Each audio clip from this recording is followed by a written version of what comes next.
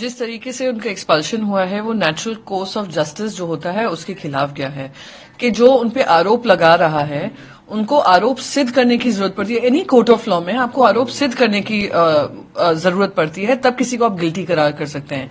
यहां पर तो विदाउट एविडेंस सिर्फ किसी के शब्दों के आधार पर, एक फॉर्मर बॉयफ्रेंड के शब्दों के आधार पर, फिर एक इंडस्ट्रियलिस्ट के शब्दों के आधार पर उनको गिल्टी ठहरा दिया गया है। तो it goes against the natural course of justice. तो मैं मानती हूं यहाँ पे जिस तरीके से काम हुआ है, मोटिवेटेड हुआ है, पॉलिटिकली मोटिवेटेड हुआ है, उनको साइलेंट करने का काम हुआ है।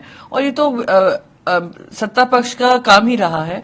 अगर इस तरीके से चुप नहीं करेंगे तो ईडी, सीबीआई, आईटी के हवाले से करेंगे, वहां से नहीं करेंगे तो कुछ मिसयूज करके, अपने पावर्स का मिसयूज करके करेंगे।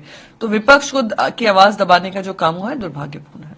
बीजेपी ने ऑब्जर्वर्स चुने हैं छत्तीसगढ़, मध्य प्रदेश पांडे, मध्य प्रदेश के लिए मनोहर लाल खट्टर, के लक्ष्मण, आशा लाकरा और छत्तीसगढ़ के लिए अर्जुन मुंडा, सर्बानंद सोनोवाल और दुष्यंत गौतम को चुना गया है।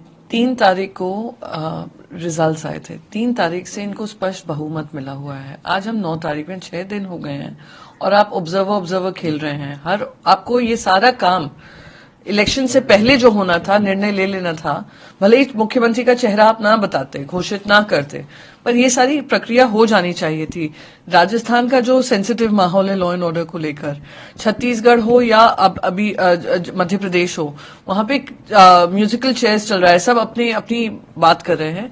ये वहां की जनता के साथ मैं मानती हूं धोखा हुआ है कि उन्होंने वोट तो आपको किया इस सोच करके आप लोग जल्द से जल्द जो आपने वादे किए हैं वो पूरे करेंगे, वहां पर तो अभी तक चेहरा भी नहीं निर्णय कर पा रहे हैं। प्रधानमंत्री को मोस्ट पॉपुलर जब वर्ल्ड प्रेस रैंकिंग्स आती हैं जहां पे हम फिसलते जा रहे हैं, वो नकार दी जाती है, उसको कह दिया जाता है कि डेटा ड्रिवन नहीं है।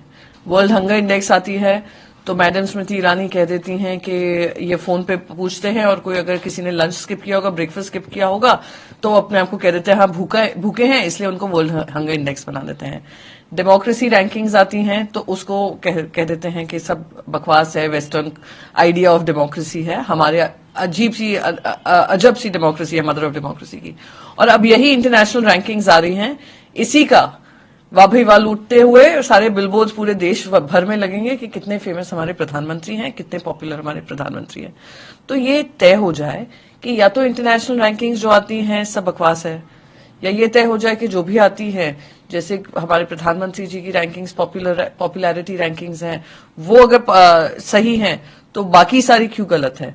ये निर्णय भाजपा को लेना पड़ेगा, तब तक उनकी हिपोक्रेसी दिखाती है। एक आखिरी सवाल, बीजेपी राजस्थान का पीएम एज अ प्रोजेक्ट करे तो बीजेपी आसानी से जीत जाएगी। उन्होंने ये भी कहा कि 6 तारीख को जो महागठबंधन मीटिंग होनी थी इंडिया अलायंस की, वो 6 पार्टी द्वारा कैंसिल की गई, इसीलिए वो नहीं, 6 पार्टीज ने आने के लिए मना कर दिया, इसीलिए कैंसिल कर दी गई। कैसे देखते हैं उनके वक्तव्य को? मैं ऐसे देखती हूँ उनके वक्तव्य को कि जब से उनको केंद्र में लाया गया है, उप मुख्यमंत्री थे बिहार के, जब से केंद्र में लाया गया है, उनका ध्यान नीतीश कुमार जी पे ही लगा रहता है। नीतीश कुमार जी कब चाय पी रहे हैं, नीतीश कुमार जी कब मुंबई की यात्रा कर रहे हैं, नीतीश कुमार जी इंडिया समिट में क्या कर रहे हैं, नीतीश कुमार जी क्या शब्दों का इस्तेमाल कर रहे हैं, तेजस्वी जी कहाँ क्या बोल रहे हैं। तो ज्यादा ठीक ये रहेगा कि अपनी पार्टी जो बिहार में एकदम कमजोर होती जा रही है उस पर ध्यान दें, ना कि कौन कहाँ उठ रहा है, कहाँ बैठ रहा है, इंडिया समिट में क्या बात चल रही है, क्या हमारे अलायंसेस होंगे। जो भी होगा सबसे पहले सुशील मोदी जी के साथ साथ नरेंद्र मोदी जी को प्रेस मीडिया के माध्यम से बता दिया जाएगा।